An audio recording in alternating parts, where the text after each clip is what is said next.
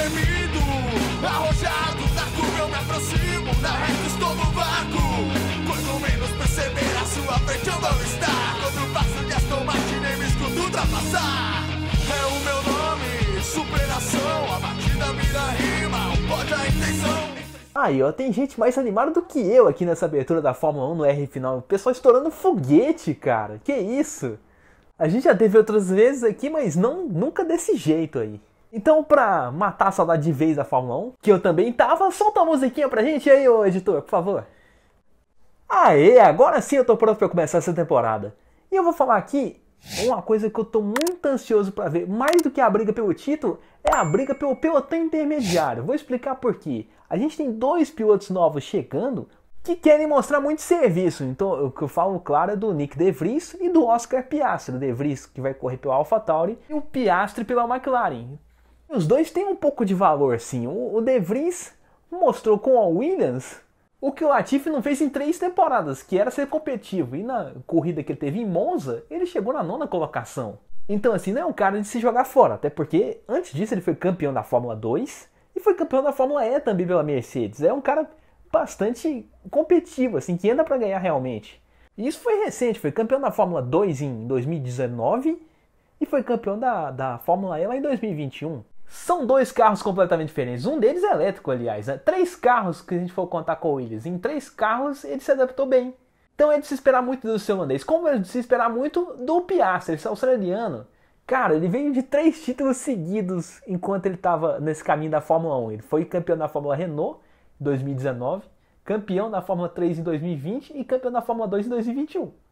E assim ele construiu uma reputação boa em disputas roda a roda. Aquela disputa lá que teve no GP do Bahrein de 2021 da Fórmula 2, uma das 3 corridas que eles disputaram por lá naquele fim de semana, que teve aquela disputa entre 3 carros pela vitória, que era o Guan Yu Zhou, o Christian Lindgren e ele conseguiu ali vencer a batalha. Ele passou o Lindgren na última volta.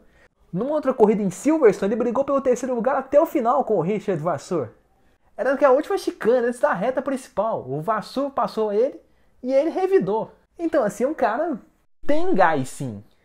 E, assim, a grande expectativa para isso, para esse duelo ficar legal, é que a AlphaTauri e a McLaren melhorem. Para a gente ter uma briga, assim, Alpine, AlphaTauri, McLaren, talvez a Aston Martin com a Alonso ali, num pelotão intermediário que seja bastante movimentado. Por isso que eu tô esperando tanto dessa temporada, para ver essa disputa do pelotão intermediário, porque a gente, além desses dois, tem pilotos que não tiram o pé. O próprio Alonso, a gente já conhece ele antes de sair da Fórmula 1 a primeira vez, de 2018, e depois que voltou em 2021, que é um cara que dispensa apresentações, além de ser bicampeão, também um cara que não recusa ali uma agressividade. O Ocon, cara, o Ocon, ao longo da carreira dele, ele fez disputas roda a roda, dividindo a equipe com o Alonso, e antes disso com o Pérez. Então não é um cara realmente de se jogar fora. A imagem que eu tenho do Ocon, assim, uma das maiores disputas que eu vi ele fazer, foi aquela da Bélgica de 2018, ele com o Vettel e o Hamilton, depois da subida do Rouge, mais para Francorchamps, ele tentando enfiar o carro por dentro para tentar ganhar a posição de alguém. Foi quase se a gente congelar essa imagem, foi quase um forward ali dos dois, do Vettel e do Hamilton, com as 2 Racing Point. E o Ocon tentando ali arrumar um espacinho, cara, ali com o Racing Point dele. E fora aquela disputa que eu já mencionei aqui no R Final, no ano passado, dele com o Alonso lá no GP da Arábia Saudita, naquela chicanezinha ali depois da curva da reta principal de Jeddah.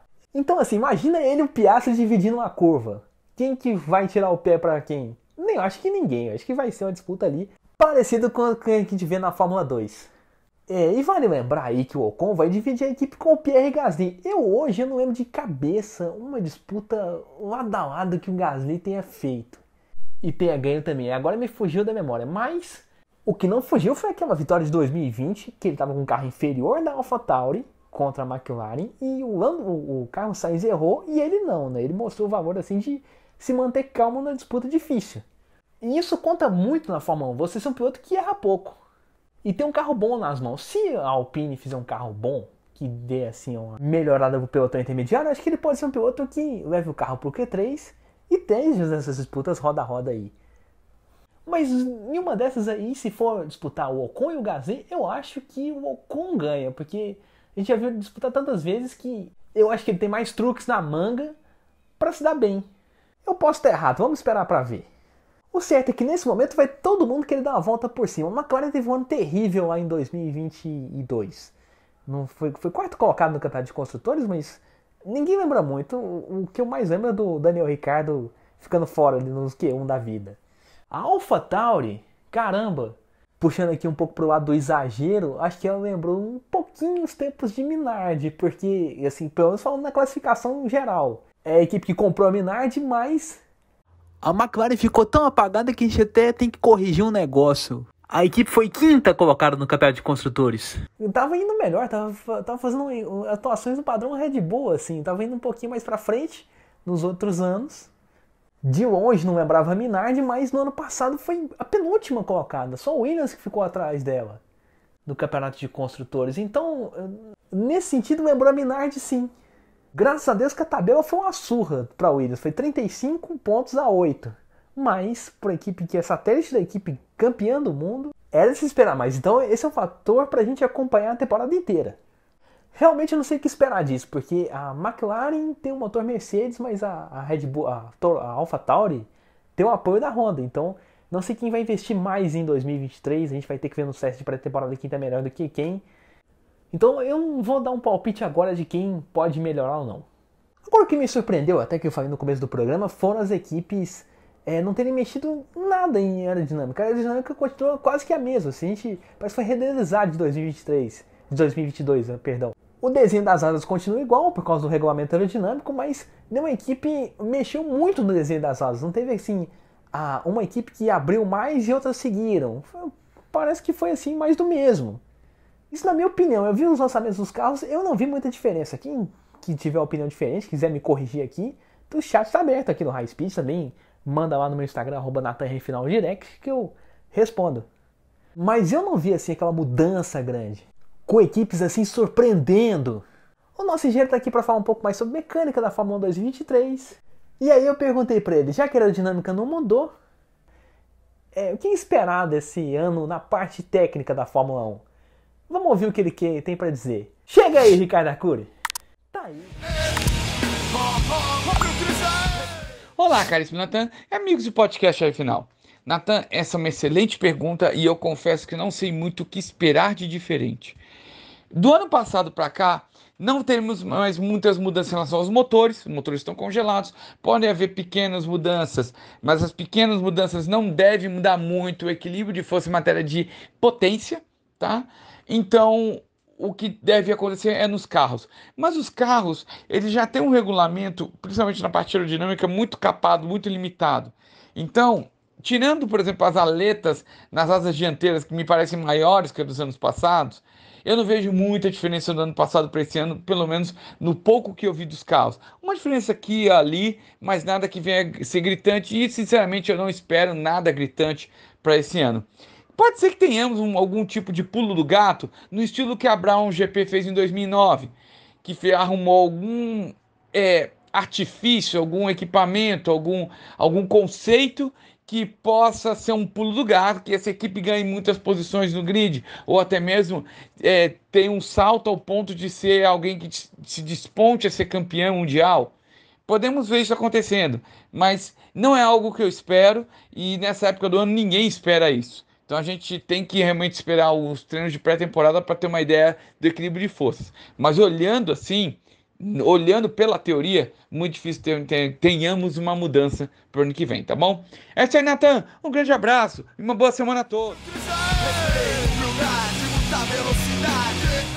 Tá aí, né? O Arcuri com a voz um pouco desanimada, acho que quase que baixou a vibe do podcast aí. Ô editor, aumenta a música aí de novo, por favor, só pra gente voltar pro clima aí. Valeu! Agora sim, mas falando aqui de um jeito realista, realmente eu não acredito que tenha assim uma mudança significativa da gente ter uma equipe lá do meio de pelotão já brigando pela ponta frequentemente. Isso aí que ele quer dizer, a Brown GP era ex-Honda, né? A Honda brigava ali pelo pelotão intermediário, de repente, com a mudança de regras da Fórmula 1, mudou para o pelotão da frente. Mas se tivesse um negócio desse, eu acho que teria que acontecer no ano passado, porque foi quando mudou o pacote aerodinâmico todo. Ali sim teria que ter uma equipe que desse aquele pulo do gato e fizesse alguma coisa diferente. E a única coisa diferente que a gente fez, que a gente viu ano passado, foi a Mercedes com aquele side pod meio estranho, que acabou prejudicando a saída de ar do carro.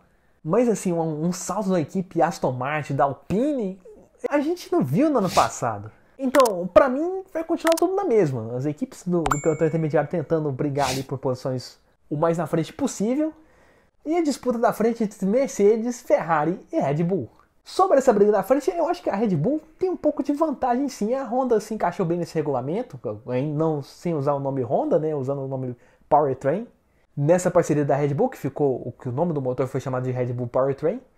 E a aerodinâmica ficou boa do ano passado. Então, assim, parece que vai ser muito igual. Eu acho que não vai ser um domínio tão grande porque a Mercedes não vai se dar por vencida. Vai querer superar aquele ano de 2022 que só teve uma vitória que foi aquela do George Russell lá no GP de São Paulo, em Interlagos. Eu acho que realmente a disputa vai ser Red Bull e Mercedes. A Ferrari, vamos ver o que pode acontecer, porque acabou de trocar de chefe. Não sei como é que esse carro novo vai sair, se vai ser tão competitivo quanto era o... Então isso a gente vai ter que só descobrir na pré-temporada. O certo é que eu acho que alguém vai ameaçar a Red Bull. Não sei se é Mercedes ou vai ser Ferrari. Eu aposto na Mercedes porque... eles têm mais poder de recuperação e erram bem menos nas estratégias, vamos ser sinceros. Não sei o quanto que esse Frederico Vasseur vai colocar de ordem na casa, se vai fazer um papel tão bom quanto o Ross Brown fez, lá na época do Schumacher, ou vai ser mais um ali que vai jogar um campeonato fora. Isso a gente vai ter que descobrir, assim, nas primeiras 7 corridas eu vou colocar aqui. E ver se esse carro da Ferrari não vai quebrar, né? Porque na Espanha e no Azerbaijão, quando o Leclerc estava com 2 corridas ganhas, quebrou. É muita coisa pra gente descobrir. É muito cedo pra falar de disputas logo. Então vamos esperar a pré-temporada pra ver o que vai acontecer. A primeira sessão de teste está marcada para essa semana, 23 a 25 de fevereiro. Então no próximo R Final a gente vai falar disso. Até lá, não esquece de seguir meu Instagram, @NatanRFinal, Natan com TH, pra ficar ligado nos posts que eu faço por lá. Lá tem posts no Stories, no Feed, então... segue lá que você vai ver muita coisa durante a semana. E também não esquece de seguir o pessoal lá do Portal High Speed, que posta o nosso podcast toda semana. É @Portal High Speed no Instagram, Portal High Speed também no Spotify e High Speed TV no YouTube. Lá já voltou tudo, voltaram as lives, voltaram as corridas ao vivo do Campeonato Paulista de Automobilismo e, claro, alguns quadros que a gente também tem. Inclusive a série de vídeos shorts. Lá tem Matheus Furlan falando, Luiz Felipe Ramos, meu amigo do Área de Box, do programa Área de Box, a gente faz toda sexta-feira à noite, lá no Portal High Speed também. Do Pedro Rodrigo, e já tem uns 2 meus lá que eu gravei. Tem uma série também lá do Ricardo Arcuri, então não perde lá não, fica ligado. Até a próxima, se Deus quiser, e um grande abraço. Olha o Cris aí, humildade, muita velocidade.